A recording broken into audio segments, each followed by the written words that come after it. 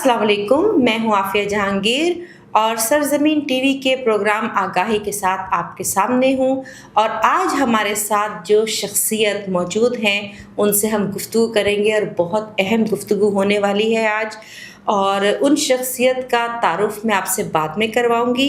پہلے میں آپ کو یہ بتاتی چلوں کہ حکمت ایک ایسا شعبہ ہے جو صدیوں سے انسان کے لیے کام کر رہا ہے، اس کی خدمت کر رہا ہے، اور آج بھی حکمت کا شعبہ دن رات ایک کر کے بہت سے مریضوں کو شفا دے چکا ہے، اور غریب عوام جو ہے خاص طور پر ان کے لیے یہ شعبہ بہت کام کر رہا ہے۔ اور میرے ساتھ جو شخصیت آج موجود ہیں جناب، ان کا سب سے بڑا ایک تعارف یہ ہے کہ حکیم محمد سعید کے ساتھ بیٹھ کر انہوں نے حکمت کا آغاز کیا اور ان کے ساتھ بیٹھ کر پریکٹس کی اور ان سے سیکھا اور عملی طور پر حکمت کی طرف آئے۔ آپ ہیں جناب حکیم راحت نسیم سودروی صاحب، اور ان کی ایک نمایاں خوبی میں آپ کو اور بتاتی چلوں کہ یہ کالم نگار بھی ہیں، کئی کتابوں کے مصنف ہیں۔ ان کی کتابوں میں سفر حج ہے اور سفر نامہ انڈیا ہے جس کا نام ہے تاج محل کے دیس میں، اور اس کے علاوہ کئی دیگر کتب انہوں نے صحت اور تعلیم کے موضوع سے متعلق لکھی ہیں۔ آپ کے والد محترم حکیم عنایت اللہ سودروی حکمت کے علاوہ شاعر تھے، ادیب تھے، صحافی تھے اور کالم نگار تھے۔ تو آئیے گفتگو کرتے ہیں ہمارے معزز مہمان حکیم نسیم راحت سودروی صاحب سے۔ السلام علیکم حکیم صاحب، کیسے ہیں آپ؟ وعلیکم السلام۔ آپ کا بہت بہت شکریہ کہ آپ تشریف لائے اور آپ نے ہمیں اپنے قیمتی وقت میں سے تھوڑا سا وقت عنایت کیا، جس سے ہم پوری طرح فائدہ اٹھانے کی کوشش کریں گے اور بہت سی معلومات اپنے ناظرین تک پہنچانے کی کوشش کریں گے۔ سب سے پہلا سوال میرا آپ سے یہ ہے کہ آپ نے حکمت کب شروع کی، اور حکمت کے متعلق آپ اس کا ماضی، حال اور مستقبل کیا دیکھتے ہیں؟ عافیہ، سب سے پہلے تو بہت شکریہ کہ سرزمین ٹی وی نے آج ایک انتہائی اہم اور سنجیدہ موضوع کو موضوع بحث بنایا ہے۔ جہاں تک طب کا تعلق ہے تو طب میرا خاندانی فن رہا۔ میرے دادا کے بھائی حکیم عبد الرحمن دہلی کے معروف طبیب تھے۔ ماشاءاللہ۔ ان کی اولاد نرینہ نہیں تھی، پھر انہوں نے میرے والد اپنے بھتیجے کو بھی طبیب بنایا۔ میرے والد علی گڑھ مسلم یونیورسٹی طبیہ کالج کے فارغ التحصیل تھے، اور 1933 میں وہ طبیہ کالج علی گڑھ میں داخل ہوئے، اور اس زمانے میں انہوں نے طب کا ڈگری 5 سالہ کورس کیا۔ واہ، کیا بات ہے۔ اور اس کے بعد وہ پاکستان آ گئے، اور یہاں آ کر انہوں نے طب کی پریکٹس بھی کی۔ اس کے علاوہ علم ادب میں بھی ان کا ایک نام تھا۔ تحریک پاکستان میں ان کی خدمات پر انہیں تحریک پاکستان گولڈ میڈل حکومت پاکستان نے دیا۔ اس کے علاوہ ان کے کالم روزنامہ مشرق، روزنامہ جسارت اور کئی دیگر رسائل میں چھپتے رہے۔ ان کی کتابیں بھی آئیں۔ بابا صحافت مولانا ظفر علی خان کے ساتھ ان کا بڑا قریبی تعلق تھا، کیا بات ہے۔ اور انہوں نے مولانا ظفر علی خان کی حیات و خدمات پر ایک تاریخ ساز کتاب مولانا ظفر علی خان اور ان کا عہد لکھی۔ کیا خوبصورت بات۔ اس کے علاوہ انہوں نے سیرت رسول پر بھی لکھا، ماشاءاللہ۔ قائد اعظم پر بھی لکھا، اور اس کے علاوہ تعلیم صحت کے موضوعات پر بھی لکھا۔ تو اس طرح یہ فن میرا خاندانی اور آبائی ہے۔ میں اپنے خاندان میں تیسری پشت میں طبیب ہوں، اور الحمدللہ اب میرا بیٹا بھی میری مسلط پر فن طب کے اندر اپنی خدمات سر انجام دے رہا ہے۔ بہت گویا ہم کہہ سکتے ہیں کہ چوتھی پشت آ گئی ہے جو اس فن کے اندر اپنے آپ کو وقف کیے ہوئے ہے۔ اچھا حکیم صاحب، میں آپ کی بات یہاں پر تھوڑا سا ذرا ایک پاز لیتی ہوں۔ مجھے ایک سوال میرے مائنڈ میں آ رہا ہے کہ یہ حکمت جو ہے نسل در نسل پشتوں سے جو چلی آتی ہے، اس میں خاص انسان کا اپنا دلچسپی اور انٹرسٹ بھی ہوتا ہے، یا آپ نے بھی اپنے والد صاحب کی خواہش پر حکمت اختیار کی، یا آپ کا خود اس میں دلچسپی تھی اور آگے سے آپ کا جو بیٹا ہے وہ بھی آپ کی خواہش پر اس فیلڈ میں آ رہا ہے، یا ان کو خود اس فیلڈ میں، اس شعبے میں دلچسپی ہے؟ عافیہ، آپ نے بڑا اچھا سوال کیا۔ جب میں طبیب بنا تو اس وقت میں ذہنی طور پر طبیب بننے کے لیے تیار نہیں تھا. میرے والد صاحب نے مجھے طبیہ کالج داخل کرایا, تو پھر میں نے جب طب پڑھی تو پھر آہستہ آہستہ ہم اس راستے پر چل پڑے جس راستے پر وہ چل رہے تھے, اور پھر الحمدللہ میں اپنے خاندان کی روایتوں کا امین بنا, اور مجھے یہ اعزاز و امتیاز بھی حاصل ہوا کہ میں نے اس فن کے اندر اپنا نام بھی روشن نہیں کیا بلکہ اپنے خاندان کا نام بھی روشن کیا. ماشاءاللہ ماشاءاللہ. اچھا مجھے آپ یہ بتائیے کہ حکمت آج کے زمانے میں کیا اتنی ہی مقبول ہے یا اتنی ہی ضروری ہے جتنی پرانے زمانے؟ مجھے یاد ہے 80 90 اور اس سے پیچھے چلے جائیں تو پہلی پریفرنس جو ہے وہ ہماری حکمت اور حکیم سے علاج کرانا نہیں ہوتا تھا. ہم سوچتے تھے کہ ہم محفوظ ہاتھوں میں ہیں اگر ہم حکمت سے رجوع کر رہے ہیں. اور آپ کیا دیکھتے ہیں کہ آج کل کے زمانے میں لوگوں کا رجحان جو ہے وہ سائنس ایلوپیتھی اس طرف ہو چکا ہے یا ابھی بھی ان کو حکمت پر یقین ہے؟ آپ کیا تبدیلی دیکھتے ہیں؟ دیکھیں میں آپ کے سوال سے پہلے آپ کے پہلے سوال کا جواب دوں گا جو آپ نے کیا کہ حکمت کا ماضی، حال اور مستقبل. دیکھیے جہاں تک طب کا تعلق ہے یہ دنیا کا سب سے قدیم طریقہ علاج ہے. بلکہ ہم تو یہ کہہ سکتے ہیں کہ جب بھی انسان نے روئے زمین پر اپنا پہلا قدم رکھا تو نباتات اس کے استقبال کے لیے موجود تھی، جو اس کی غذا بھی بنی، اور جب اسے تکلیف ہوئی تو اس نے اپنے دکھوں اور درد کا مداوع انہی نباتات سے کیا. نباتات کا علاج آج کا نہیں صدیوں سے ہے، بلکہ جیسا کہ میں نے پہلے کہا ہے کہ اس وقت سے ہے جب انسان نے اس روئے زمین پر اپنا پہلا قدم رکھا. تو ہم دیکھتے ہیں کہ دنیا کے اندر جتنے بھی علوم و فنون ہوتے ہیں یہ آہستہ آہستہ ارتقاء کا عمل طے کرتے ہیں. یہ مصر میں سے ہوتا ہوا یونان آیا، اور یونان کے حکماء جن میں جالینوس، سقراط، بقراط، ارسطو، انہوں نے اسے منضبط کیا، یعنی باقاعدہ ایک فن کی شکل دی. اور اس کے بعد ہم تاریخ پر نظر مارے تو ہمیں ابن سینا، ابن رشد، عبداللطیف بغدادی اور دوسرے بڑے حکماء کے نام نظر آتے ہیں، اور ان میں سے بیشتر کا تعلق اسلام سے تھا. اس لیے ہم اسے یونانی میڈیسن تو یہ ہے اس لیے کہ دنیا بھر کے اندر ایک اصول ہے کہ جو فرد، جو علاقہ جس شعبے کو ڈیولپ کرتا ہے وہ اسی کے نام سے منسوب ہوتا ہے. اس لیے اسے یونانی میڈیسن کا نام دیا جاتا ہے. چونکہ اسے اسلامیوں کے دور میں مزید عروج ملا تو اسے اس لیے اسلامی طب بھی کہا جاتا ہے. بہت ٹھیک. تو جہاں تک تعلق ہے یہ تو تھا طب کا شاندار ماضی. جی اب ہے حال کی بات. دیکھیے آج طب جو ہے پہلے کی نسبت بہت ڈیولپ ہو چکی، بلکہ یہ تاثر پھیلایا جاتا ہے کہ طب پہلے جیسی مروج نہیں رہی، جو کہ قطعی غلط ہے.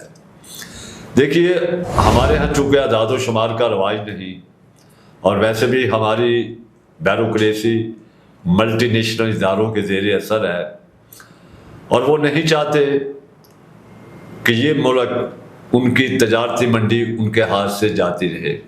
اس لیے طب کے بارے میں جان بوجھ کر بدگمانیاں بھی پیدا کی جاتی ہیں، اور حکومتی سطح پر اس کی کوئی سرپرستی بھی نہیں کی جاتی. صحیح. ورلڈ ہیلتھ آرگنائزیشن جو کہ UN کا ادارہ ہے اور جس کا کام یہ ہے کہ پوری دنیا کے اندر صحت کے معاملات کو جانچے. WHO کے اعداد و شمار یہ بتاتے ہیں کہ پاکستان کی 79% آبادی اپنی روایتی طبوں پر یقین رکھتی ہے، جبکہ جدید میڈیکل سائنس کی سہولتوں سے ہنوز صرف 21% آبادی کو رسائی ہو سکی ہے. تو اس سے آپ اندازہ لگا لیجئے کہ جدید میڈیکل سائنس کی اس قدر سرپرستی کے باوجود بھی 79% آبادی عالمی اداروں کے سروے کے مطابق آج بھی اپنی ٹریڈیشنل میڈیسن یعنی یونانی میڈیسن سے استفادہ کرتی ہے. صحیح. اب بات آ گئی اس کے مستقبل کی.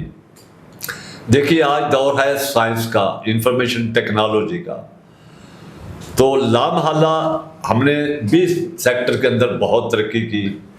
ہم نے اپنی تعلیم اور تحقیق دونوں کو عالمی پیرامیٹرز کے مطابق بنایا. صحیح. اب دیکھیے پوری دنیا کے اندر تعلیم کا جو پہلا سٹیپ ہے وہ FSC ہوتا ہے. جی. ہم نے بھی اپنے نظام تعلیم کو اپ گریڈ کیا اور شہید حکیم محمد سعید نے اپنے ذاتی وسائل سے ہمدرد یونیورسٹی کے اندر فیکلٹی آف ایسٹرن میڈیسن قائم کی اور BMS کورس شروع کیا، جس کے نتیجے کے اندر آج پاکستان کی 10 یونیورسٹیوں کے اندر طب کے ڈگری کورس ہو رہے ہیں، اور اس کے علاوہ طب کے اندر MPhil اور PhD اطباء خدمت خلق کے لیے میدان عمل میں آئے. صحیح. اس طرح جہاں تک تحقیقات کا تعلق ہے تو حکومت نے دوا سازی کے لیے ایک ادارہ ڈریب بنایا، جسے کہتے ہیں drug regulatory authority of Pakistan, جو ہر دوائی کی منظوری دیتا ہے. اس کے اپنے کرائیٹیریاز ہیں کہ کوالٹی کنٹرول ہونا چاہیے، جہاں دوائی بنتی ہے وہاں جو عالمی معیارات ہیں میڈیسن بننے کے وہ ہونے چاہیے. تو الحمدللہ ہماری دیسی دوا سازی اب ڈائریکٹ کے تقاضوں کے مطابق ہے، اور جدید سائنسی تحقیقات سے ہم پوری طرح استفادہ کرتے ہیں. صحیح. اور یہی وجہ ہے کہ آج طب کا فروغ ہو رہا ہے، اور میں یہ سمجھتا ہوں کہ مستقبل طب کا ہے، کیونکہ انسان فطرت کے قریب رہ کر ہی عافیت میں رہ سکتا ہے.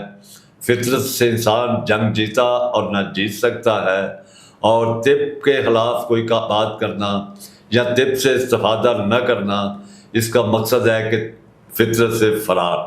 کیونکہ طب یونانی جو ہے وہ عین فطرت ہے، اس کے علاج کی بنیاد ہے نباتات، اور نباتات فطرت ہے. صحیح. اچھا، باقی سوالات تو باری آنے پر ساتھ ساتھ پوچھے جائیں گے. آپ کی اسی بات کو ریلیٹ کرتے ہوئے میں ایک سوال پوچھنا چاہوں گی کہ آپ جو یونانی طب ہے اور حکمت ہے، یہ زیادہ تر جڑی بوٹیوں اور نباتات سے ہی کیا جاتا ہے. تو آج کے زمانے میں کیا نباتات اتنے محفوظ ہیں؟ اتنے زہریلے خطرناک سپرے جو ابھی خبریں بھی آتی ہیں جو پھلوں پر سبزیوں پر، تو جڑی بوٹیوں کو آپ کس طرح ان سے محفوظ پاتے ہیں؟ یا آپ کے طریقہ علاج میں کیا بھی نباتات محفوظ رہ گئے ہیں یا خالص رہ گئے ہیں؟ اس پہ ذرا روشنی ڈالیں. دیکھیے نباتات جہاں تک تعلق ہے نا، یہ باقاعدہ ایک بزنس کی صورت بن چکی ہے. جی. کسان ہیں وہ نباتات اگاتے ہیں، اس کے علاوہ قدرتی طور پر بھی ہوتے ہیں، لوگ انہیں اکٹھا کرتے ہیں. جب وہ نباتات تیار ہو جاتی ہیں تو پھر دوا ساز ادارے باقاعدہ طور پر اس کے لیے ان کا کوالٹی کنٹرول کا اپنا سیل ہے. صحیح. پھر ان نباتات کی نگہداشت کا بھی ایک سلسلہ ہے، اسٹوریج وغیرہ. اس کے علاوہ ہمارے پنسار کی دکانیں ہیں، ہر شہر کے اندر مارکیٹیں ہیں، ہول سیل مارکیٹیں بھی، ریٹیل کی بھی، تو جہاں پوری ان کی جانچ پڑتال کی جاتی ہے. تو ان کے لیے کوئی خاص اسپرے بنتے ہیں جو جڑی بوٹیاں دوائیوں کے لیے یوز ہونی ہیں، استعمال ہونی ہیں؟ تو ظاہری بات ہے ان کے اوپر زہریلے اسپرے تو نہیں کیے جاتے ہوں گے، تو ان کے لیے بھی طب کے لحاظ سے کوئی خاص اسپرے یا دوائیاں ان کو کیڑوں سے بچانے کے لیے کی جاتی ہیں کیا؟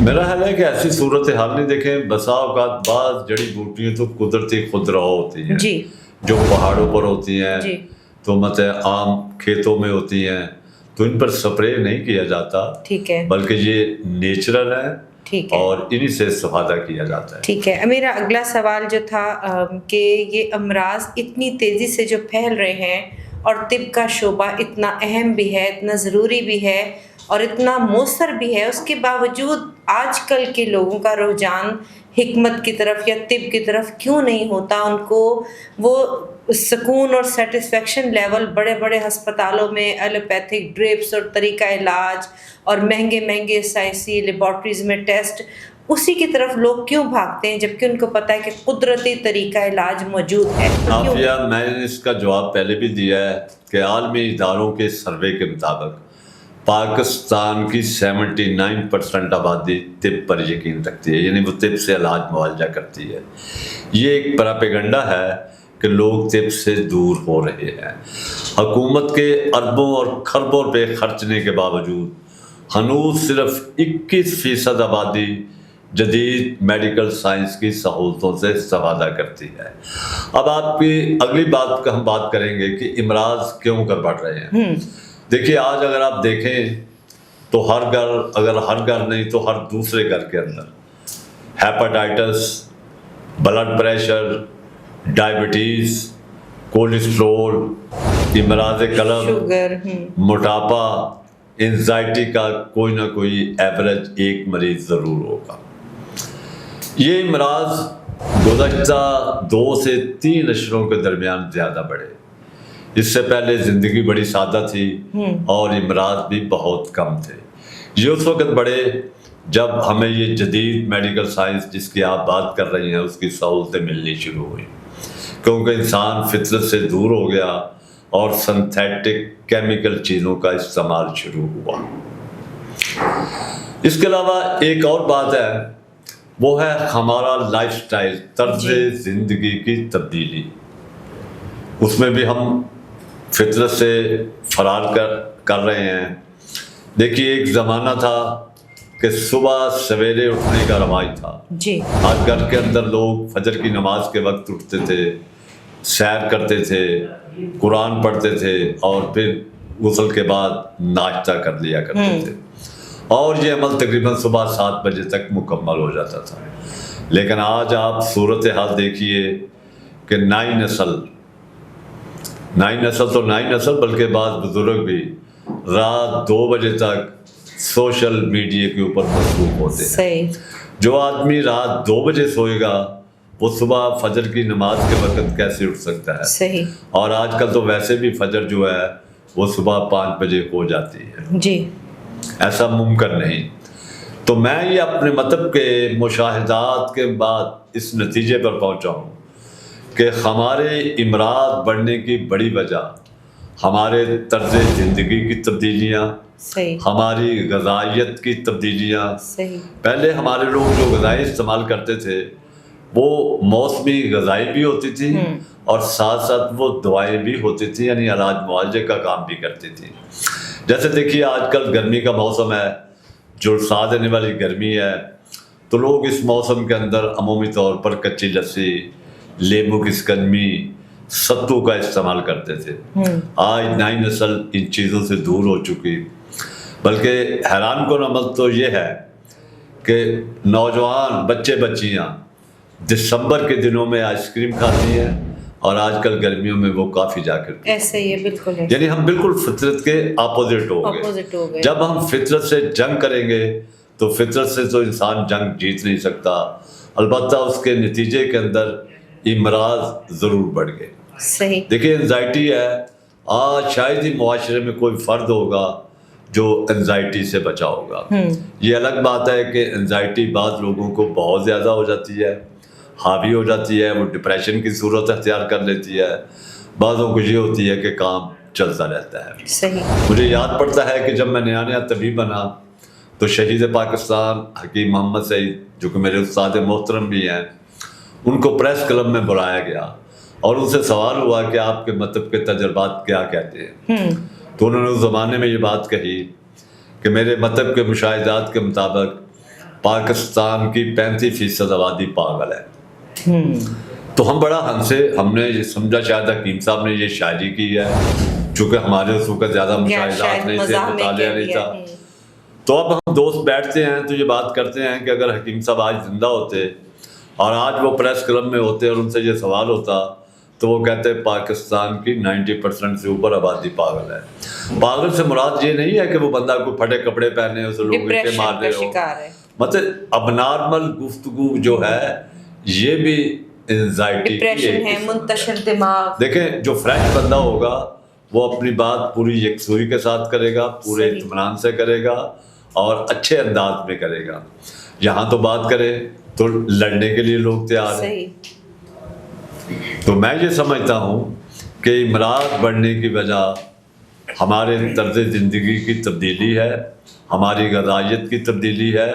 اب نوجوان نسل کی سب سے فیوریٹ غذا شوارما، پیزا اور کولڈ ڈرنکس ہے، اور ان کے اندر کوئی غذائیت نہیں۔ دیکھیے اللہ نے ایک نظام بنایا کہ ہر موسم کے اندر پھل اور سبزیاں ہوتی ہیں. یہ پھل اور سبزیاں اپنے موسم کے تقاضے بھی پورے کرتی ہیں. بالکل. یعنی یہ علاج بھی ہیں. بالکل. جیسے ہمارے ہاں سردیوں کے اندر لوگ السی کے لڈو بنا کے گھروں میں رکھتے تھے. وہ سردی کے لیے بہترین علاج تھے. سردی میں اگر وہ استعمال کی جائے تو بندہ سردی کے جو عوارضات ہیں ان سے بچ سکتا ہے. یہی میرا سوال بھی تھا آگے، جس کا آپ نے خود ہی گفتگو شروع کر دی کہ یہ بے موسمی پھل، بے موسمی سبزیاں یہ بہت زیادہ شاید اثر انداز ہو رہی ہیں ہماری غذا پر.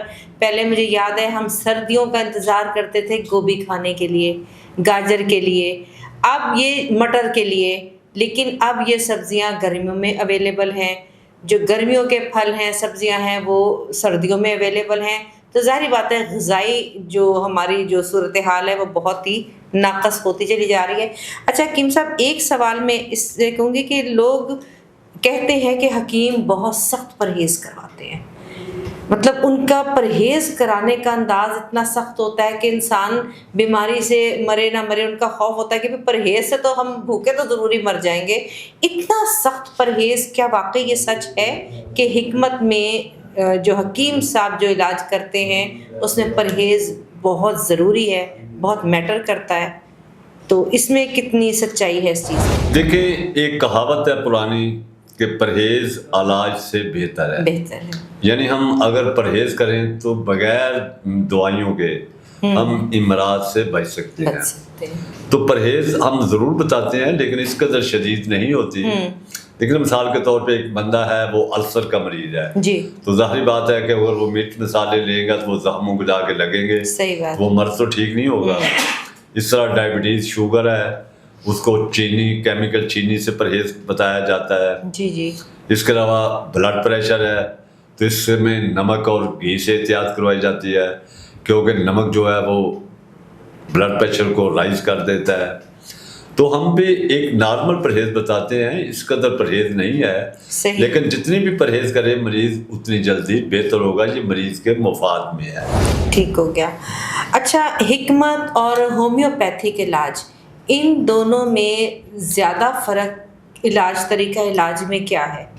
ایلوپیتھک اور حکمت کا تو چلو ہمیں پتہ ہے، لیکن ہومیوپیتھک کو آپ کس نظر سے دیکھتے ہیں یونانی طریقہ علاج سے؟ دیکھیے، پاکستان کے اندر اس وقت 3 طریقہ علاج کو گورنمنٹ ریکگنائز کرتی ہے. ایلوپیتھک، جی، ہومیوپیتھی اور یونانی میڈیسن. جی. ہومیوپیتھی بھی ایک بین الاقوامی علاج ہے. جرمن سے یہ شروع ہوا، ڈاکٹر ہائمن نے بنایا، جبکہ اس کے مد مقابل طب یونانی کی تاریخ صدیوں پرانی ہے. ایلوپیتھک تو ابھی کل کی بات ہے. جی. دیکھیے، جب انگریز یہاں پر آیا تو انگریز کے مقاصد یہاں آنے کے، یہاں تجارتی منڈیوں کی تلاش بھی تھی اور یہاں حکمرانی بھی تھی. صحیح. انگریز نے آنے کے بعد طب پر پابندیاں عائد کی اور طب پر جو ہمارے مسلمان حکمرانوں کی سرپرستی تھی اسے ختم کر دیا اور پہلا میڈیکل سکول قائم کیا برصغیر کے اندر. یہ 1857 کی جنگ آزادی کے بعد کا واقعہ ہے. جی. اس کے بعد پھر یہاں ڈاکٹروں کی رجیم تیار ہونی شروع ہو گئی اور جب کسی بھی فن سے حکومتی سرپرستی اٹھا لی جاتی ہے تو لا محالہ اس کی ترقی کا عمل وہ نہیں رہا کرتا. صحیح. مجھے دیکھیے خود انڈیا جانے کا موقع ملا تو وہاں پر حکومت ہند نے ایک ادارہ بنایا آیوش، جس کے اندر 5 طریقے علاج، سدھا، یوگا، ہومیو، طب اور آیورویدا، ان کی ایک پورا یعنی کہ ایک سیٹ اپ ہے منسٹری میں اور تمام کے لیے ایک جیسی سہولتیں ہیں. وہاں پر ڈاکٹر بننے کی کوئی دوڑ نہیں ہے، اس لیے کہ وہی گریڈ طبیب کو ملنا ہے، وہی وید کو ملنا ہے، وہی سدھا کو ملنا ہے، وہی تمام طریقہ علاج کو. اس لیے وہاں جو کوئی نہیں. میں نے دہلی کے اندر ایک سینٹر دیکھا، برس لیکوڈرما جسے کہتے ہیں، پھل بیری ہمارے ہاں پنجابی میں. اس کے لیے اس کی دوائیں بنتی ہیں، ایک ہربل ہے باپچی سے. صحیح. تو وہاں پر ہر قسم کی باپچی اگائی گئی تھی اور وہاں آؤٹ ڈور بھی بنا ہوا تھا اور روزانہ کم از کم 200 سے 250 مریض بھی آتے تھے. اس کے علاوہ وہاں ہمیں ایک ادارے میں جانے کا موقع ملا جسے ہم کہتے ہیں CCRUM. تو میں دیکھ کر حیران رہ گیا. ہمارے جتنے بھی مسلمان اکابرین نے جو طب کی کتابیں لکھی وہ زکریا رازی کی تھی یا جتنے بھی لوگ ہیں ابن الحیثم کی، ان سب کتابوں کے انہوں نے ترجمے کیے ہیں. لیکن پاکستان میں صورتحال یہ ہے کہ آج بھی ہمارے ہاں کالا انگریز ہمارا حکمران ہے اور وہ ملٹی نیشنل اداروں کا غلام ہے. ہماری سنجیدگی کا یہ عالم ہے کہ ہماری صحت پالیسی ہنوز اسے سنجیدہ نہیں لیا گیا، جس کا واضح ثبوت یہ ہے کہ اس میں دونوں ٹانگوں پر چلنے کی فطری راہ اختیار کرنے کی بجائے صرف ایک طریقہ علاج کا سہارا لیا گیا. یہاں میں اس بات کی وضاحت کر دوں کہ ہم کسی طریقہ علاج کے مخالف نہیں ہیں. بالکل، ہر طریقہ علاج کی اپنی اہمیت ہے. ایلوپیتھی کی اپنی ہے، ہومیو کی اپنی ہے، یونانی طب کی اپنی ہے. ہمارا نقطہ نظر یہ ہے کہ ان سب کو ایک جیسا سٹیٹس دیں، ہر فن کی افادیت از خود واضح ہو جائے گی اور صحت پالیسی بنیادی طور پر اسی طرح مرتب ہونی چاہیے. صحیح. لیکن ہمارے ہاں ایسا نہیں ہے، نہیں ہو رہا ہے. اب اگلی بات یہ ہے کہ ان میں فرق کیا ہے، جیسا کہ آپ نے کہا ہے. جی دیکھیے، ایلوپیتھی کے اندر سمٹم کا علاج کرتے ہیں. ایک مریض گیا، اسے وہ کہتے ہیں جی سر درد، تو اسے کہیں گے جی پیناڈول کھا لیں یا پین کلر کھا لیں. ہمارے ہاں ایسا نہیں ہے. ہم مرض کی بجائے مریض کا علاج کرتے ہیں. اب دیکھنا، ایک بندے کو سر میں درد ہے، جب تک اس کے روٹ آف کاز یعنی اسباب مرض دور نہیں ہوں گے وہ مرض نہیں جائے گا. پین کلر اس سے ریلیف دے گی. آپ دیکھیں نا، ایک بندے کو دماغی کمزوری ہے، وہ پیپر ورک کرتا ہے، تو جب تک اس کے دماغ کو طاقت نہیں ملے گی تو سر درد کیسے جائے گا؟ یہاں سے کانسٹیپیشن کی وجہ سے ہے. کانسٹیپیشن دور نہ ہو تو پین کلر جو ہے وہ 2 گھنٹے کے لیے ریلیف دے گی، وہ علاج نہیں ہوگا، وہ پھر 2 گھنٹے بعد درد شروع ہو جائے گی. صحیح. تو اس طرح ہمارے اور ان کے درمیان فرق یہ ہے کہ ہم روٹ آف کاز یعنی مرض کے سبب کا علاج کرتے ہیں تاکہ مرض جڑ سے جائے. مریض کو ریلیف نہ ملے، وہ 2 گھنٹے کے لیے آرام آ گیا، یا ہم اسے خواب اور گولی دے دیں کہ یار وہ رات کو سویا رہے گا. اگر وہ سویا رہے گا تو پتھری تو اس کی رہے گی. ہمیں تو پتھری نکالنی ہے تاکہ ہمیشہ کے لیے وہ درد سے نجات پائے. صحیح. یہ ہے بنیادی. حکیم صاحب یہ بتائیے کہ جس طرح میڈیکل میں 1 سال کی ہاؤس جاب کے بعد آپ کو سرٹیفکیٹ ملتا ہے کہ آپ اپنی پریکٹس کر سکتے ہیں، تو حکمت میں کیا طریقہ ہے، لاہ عمل ہے کہ کتنی ٹائم پریکٹس آپ کو ایک سرٹیفائڈ حکیم کے ساتھ کرنی پڑتی ہے، یا کیا اس کا طریقہ کار ہے؟ دیکھیے، جیسا کہ میں نے پہلے کہا ہے کہ پاکستان کے اندر 3 طریقہ ہے علاج ریکگنائز ہیں حکومت کی طرف سے. حکومت نے ان تینوں کے لیے کونسلیں بنا رکھی ہیں. جی. یعنی ایلوپیتھی کے لیے Pakistan medical and dental council ہے، اس طرح ہومیو کے لیے نیشنل کونسل فار ہومیوپیتھی ہے، اور طب کے لیے نیشنل کونسل فار طب ہے. نیشنل کونسل فار طب بھی ڈپلومے کے امتحان لیتی ہے. یونیورسٹیوں کے جو ڈگری ہولڈر ہیں ان کے امتحان تو یونیورسٹیاں لیتی ہیں اور وہ HEC کے انڈر آتے ہیں. ٹھیک ہے. جب کوئی طبیب اپنا کورس مکمل کر لیتا ہے تو ڈپلومے ہولڈر کے لیے ضروری ہے کہ وہ 6 مہینے کسی طبیب کے ساتھ ایز اے اپرینٹس کام کرے. صحیح. وہ سرٹیفکیٹ دے گا کونسل کو، ٹھیک ہے، تو اسے رجسٹریشن جاری ہوگی. اس طرح ڈگری والے ہیں، ان کے لیے 1 سال کا ہاؤس جاب ہے، ان کے لیے مختلف مقامات کا تعین کیا گیا ہے، وہاں وہ کریں گے تو اس کے بعد وہ اپلائی کر کے پھر انہیں رجسٹریشن سرٹیفکیٹ حکومت کی کونسل کی طرف سے دیا جاتا ہے. اچھا، آپ کی جو دوائیاں ہوتی ہیں حکمت کی جڑی بوٹیوں پہ بیسڈ ہوتی ہیں، اگر خدا نخواستہ کوئی نایاب جڑی بوٹی ہے جو نہیں مل رہی تو پھر آپ اس کے متبادل کے طور پر کیا طریقہ علاج کرتے ہیں؟ اگر ایک خاص جڑی بوٹی ہی ضروری ہے اس علاج کے لیے، اس مرض کے لیے، اور وہ نایاب ہو چکی ہے یا وہ اس وقت دستیاب نہیں ہے، تو پھر آپ متبادل کیا طریقہ کار اختیار کرتے ہیں علاج کے لیے؟ دیکھیے، یہ آپ نے بڑا اچھا سوال کیا.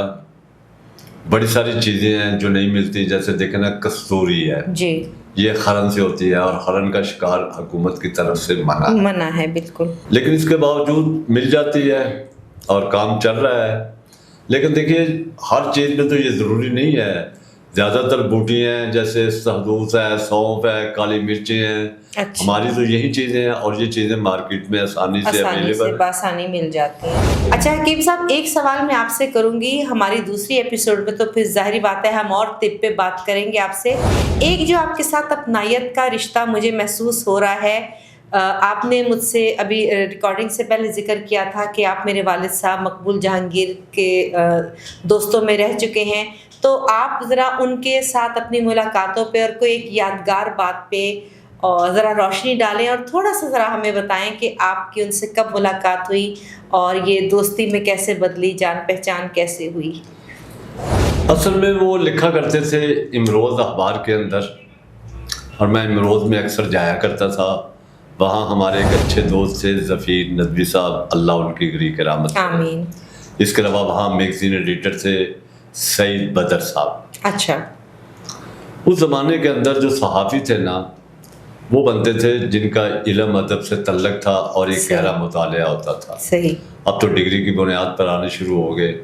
اس زمانے میں ایسی صورتحال نہیں تھی, بلکہ شروع میں صحافی جو تھے وہ کئی سال بڑے استادوں کے ساتھ ریاضت کرتے تھے. ایسے ہی. تو مقبول جہانگیر اپنے دور کے ایک مقبول ترین قلمکار تھے. اردو رائٹر سے بھی وہ وابستہ رہے, ترجمے بڑے اچھے کرتے تھے, شکاریات اور خوفناک ایڈونچر کے حوالے سے بھی وہ لکھا کرتے تھے.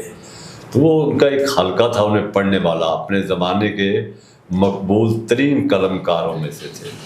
تو چونکہ ہمیں بھی علم ادب کا ٹھڑک تھا تو امروز کے دفتر جاتے تو پھر وہاں سے اکثر و بیشتر نشست ہو جاتی.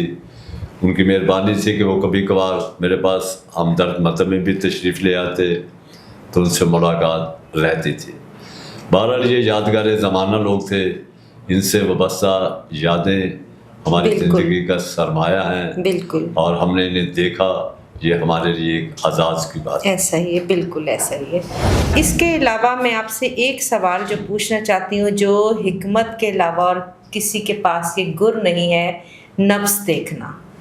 یہ نبض دیکھنے کا جو فن ہے حکیم صاحب, یہ مجھے بتائیں یہ کہاں سے آتا ہے, یہ جادوئی طریقہ علاج کہ نبض دیکھ کر پورے جسم کا ایکس رے کر لینا اور ایک ایک آرگن کا بتا دینا کہ کیا بیماری ہے, کیا مرض ہے, کیا پرابلم ہے, کس جگہ پہ کہاں کیا درد ہے اور کیوں ہے.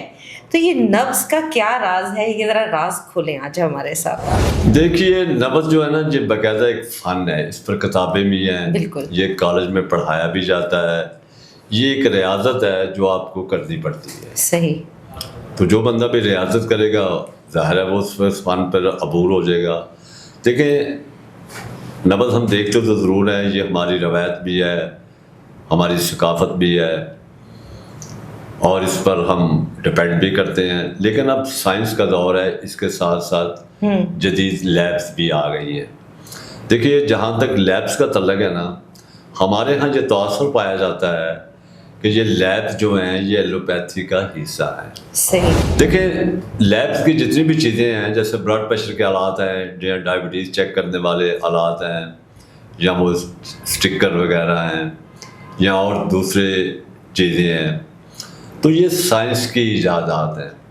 سائنس کی جو ایجادات ہوتی ہیں وہ انسان کے لیے ہیں, وہ کسی خاص شعبے کے لیے نہیں ہیں. صحیح.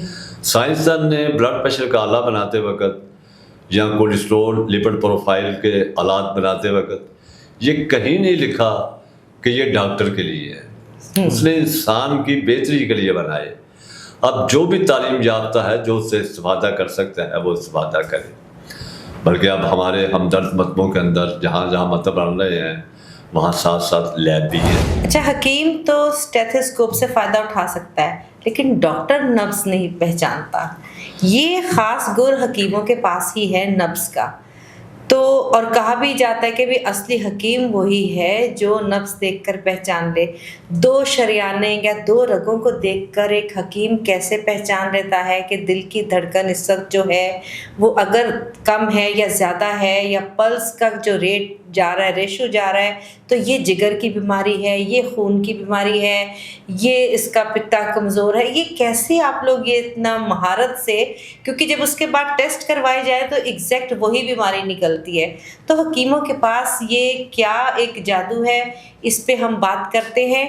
اور اس کے بعد جناب ہم اس کو گفتگو کو آگے کنٹینیو کریں گے حکیم صاحب کے اس جواب کے بعد اپنے اگلے پروگرام میں، کیونکہ اس میں ابھی ہمیں بہت سارے سوالوں کے جواب لینے ہیں، تو ڈیفینیٹلی ہم اس کا پارٹ 2 بھی انشاءاللہ آپ کے سامنے پیش کریں گے۔ لیکن ابھی ہم یہ ضرور پوچھیں گے ان سے کہ نبض کا راز ہمیں بتا کے جائیں۔ دیکھیں عافیہ، میں نے ابھی پہلے بھی یہ بات بتائی کہ یہ باقاعدہ فن ہے، یہ پڑھایا ہاں یہی تو میں پوچھ رہی ہوں اور کہ اس میں ریاضت کرنی پڑتی ہے۔ دیکھیں نبض کی بے شمار قسمیں ہیں نا، بتایا جاتا ہے کہ اگر اس طریقے کا ہوگا تو یہ چیز انڈیکیٹ ہوگی، یعنی ہم اسے قیافہ اور قیاس کہتے ہیں۔ جی بالکل۔ لیکن کنفرمیشن بھی کی جا سکتی ہے سائنس کی لیب سے۔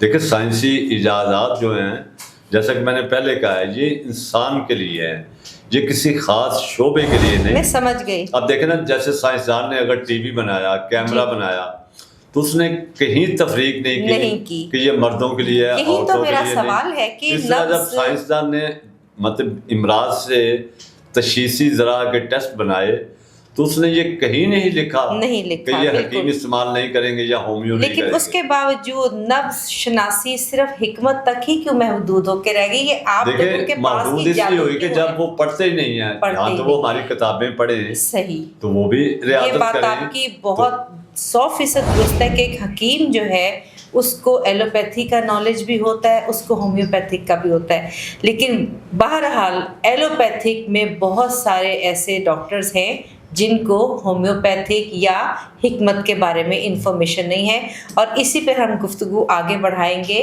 اپنے اگلے پروگرام میں۔ ابھی کے لیے اتنا ہی، ہم سب کو اجازت دیجیے۔ امید ہے آپ کو ہمارا یہ پروگرام اور یہ پسند آیا ہوگا موضوع، اور حکیم صاحب کی باتوں سے آپ نے بہت کچھ سیکھا ہوگا۔ ان کے ساتھ ہم گفتگو جاری رکھیں گے، انشاءاللہ ملیں گے اگلے پروگرام۔ تب تک کے لیے اللہ حافظ۔